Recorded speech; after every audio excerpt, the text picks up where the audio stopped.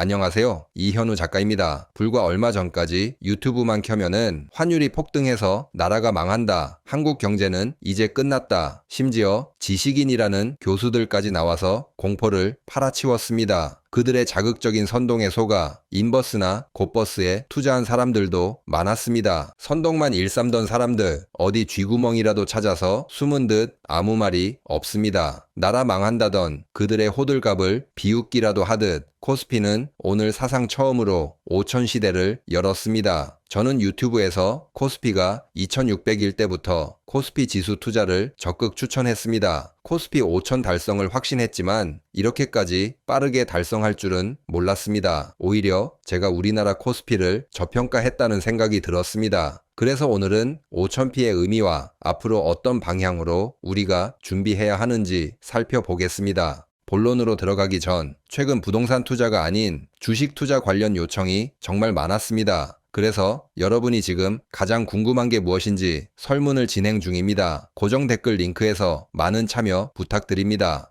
그동안 비관론자들이 한국 경제가 폭망한다고 선동할 때 정작 전 세계에 진짜 돈을 굴리는 거물들은 우리나라 경제를 어떻게 보고 있는지 살펴보겠습니다. 세계의 모든 글로벌 기관 투자자들이 약속이나 한 듯 우리나라의 경제 성장률 전망치를 상향 조정하고 있습니다. 블룸버그 같은 곳은 무려 0.5%나 전망치를 높였습니다. 그만큼 우리나라 경제의 기초 체력이 그들이 생각했던 것보다 훨씬 탄탄하다는 사실을 말해주는 겁니다. 지금 코스피 5000 돌파는 이러한 긍정적인 전망들을 어느 정도 선반영한 결과라고 생각합니다. 하지만 중요한 건 앞으로도 우리나라의 경제 성장률 전망치가 추가로 더 상향 조정될 가능성이 있습니다. 아무튼 경제의 펀더멘탈이 뒷받침되기 시작하면은 주식시장은 단기 급등에 따른 일시적인 조정은 있을지언정 결코 여기서 멈추지 않습니다. 조정이 온 이후 다시 상승세로 이어질 수도 있습니다. 앞에서 경제의 기초, 펀더멘탈을 살펴보았다면은 이제 가장 핵심적인 유동성 측면을 살펴보겠습니다. 주가를 실질적으로 밀어 올리는 것은 결국 돈의 힘이기 때문입니다. 파란색 그래프를 보시면은 우리 국민들의 돈 930조 정도가 은행 정기예금이라는 거대한 댐에 갇혀 있었습니다. 그런데 최근 들어 예금 잔액 상승폭이 줄어들고 오히려 약간 감소하는 모습이 보이고 있습니다. 더 이상 예금만으로는 자산을 지킬 수 없다는 걸 사람들이 느낀 듯 합니다. 그럼 돈은 어디로 흐르고 있는지 살펴보겠습니다. 막대 그래프는 증시 대기 자금입니다. 2024년 말까지만 해도 54조 수준이던 주식 대기 자금, 즉 투자자 예탁금이 불과 1년여 만에 92조를 돌파하며 수직 상승했습니다. 예금은 매력이 없고 부동산은 너무 비싸서 살 엄두가 안 나는 거대한 유동성이 주식 시장으로 쏟아져 들어오는 역대급 머니무브 흐름입니다. 단순히 주식 대기 자금이 늘었다가 아니라 자산 시장의 패러다임이 변했다고 볼 수 있습니다. 아무튼 유동성 측면으로 본다면은 아직도 충분히 주식시장으로 유입될 자금이 많기에 코스피의 추가 상승의 힘은 충분하다고 생각합니다. 그리고 추가 유동성이 있는지 퍼즐을 맞춰 보겠습니다. 많은 분이 헷갈려 하시는데 우리나라는 이제 세계 국채지수 편입이 검토 중인 단계가 아니라 이미 확정되었습니다. 언론에서 크게 보도하지 않고 있는데 확정이 되었습니다. 아무튼 확정이 되었기 때문에 올해 4월부터 외국계 채권 자금이 본격적으로 들어오기 시작해서 11월까지 국내 채권 매수를 끝낼 계획입니다. 다시 강조하지만 이건 확정되었기 때문에 수십조의 유동성 유입이 발생하게 됩니다. 물론 이 자금이 주식시장으로 바로 들어오지 않습니다. 직접적인 영향은 없더라도 단기간에 큰 규모의 달러 자금이 국내로 들어오면은 현재 불안한 환율을 안정시키는데 결정적인 역할을 할 것입니다. 환율이 안정을 찾으면은 수입 물가가 잡히고 생산 단가가 하락하면서 영업이익이 높아지게 됩니다. 결과적으로 우리나라 경제의 펀더멘털이 더욱 견고해집니다. 결국 안정을 찾은 환율과 탄탄해진 경제 체력은 다시 외국인 투자자들에게 매력적인 환경을 제공하며 증시 전반에 강력한 긍정적 에너지를 불어넣게 될 것입니다. 그리고 선진국 지수 편입도 지켜봐야 합니다. 물론 선진국 지수는 아직 심사 중입니다. 편입이 되어도 빨라야 내년 6월이기에 이 부분은 우리가 지켜봐야 합니다. 다만